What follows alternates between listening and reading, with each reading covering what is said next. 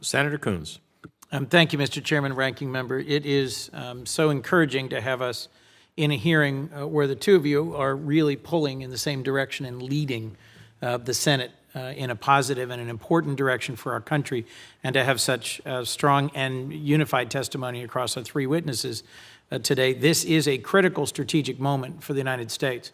As our president has repeatedly said, and many of us have agreed, our global network of allies is our critical competitive security, economic, development, and political advantage.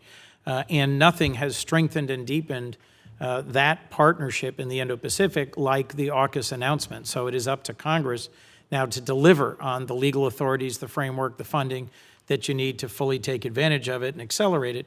I recently had dinner with the Australian ambassador to the United States, Kevin Rudd, a trenchant observer of Australian politics, given his former service as Prime Minister and his deep and intimate knowledge of the challenge posed by the PRC, and joined Senator Murphy and a number of other two Republican senators and many House members on a trip to the United Kingdom, where we had a series of meetings about AUKUS. I'm very interested in Pillar 2 and the questions Senator Van Hollen just raised, but let me just briefly, at the outset, if I could, Ms. Lewis, Secretary Lewis, can you be specific? Are there any legal authorities that are required from this Congress that you think haven't been precisely defined in the previous rounds of questioning back and forth with you?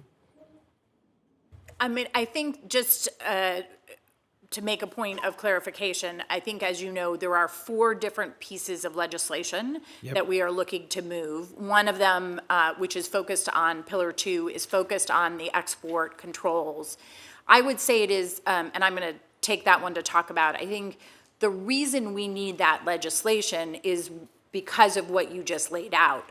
The companies and the countries need surety about how these defense articles are going to move, and we need confidence that they're going to move speedily and safely. And so it is mission critical for us to have this legislation. Dr. Carlin may want to add more on the other 2, but obviously the ship transfer legislation is also mission critical for achieving Pillar 1. Happy to go into any more detail that would be helpful. Before I turn to Dr. Carlin, let me just add a simple observation I made in our conversation in the United Kingdom.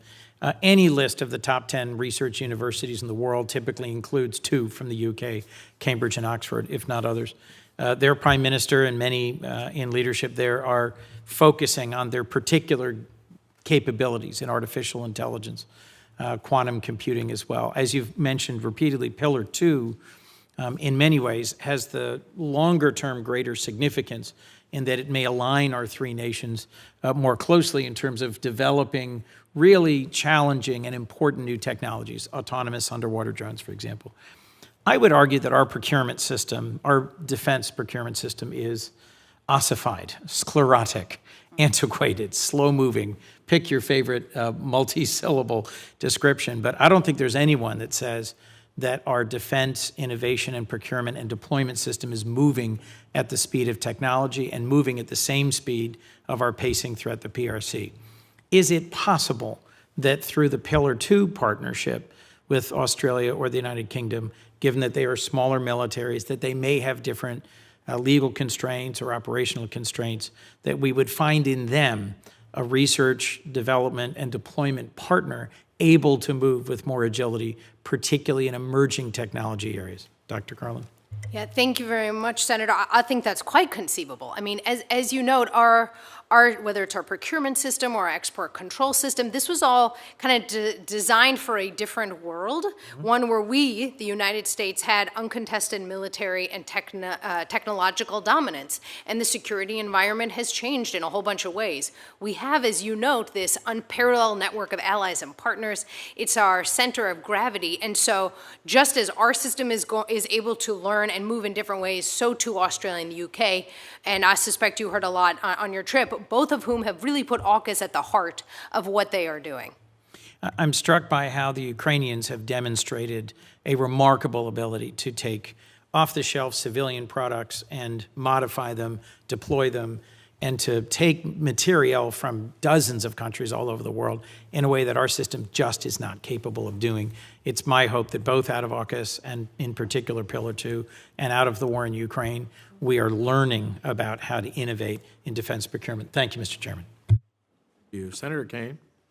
Thank you, Mr. Chair, and thanks to our witnesses. Secretary Carlin, I want to start where you did, just to acknowledge the Marines who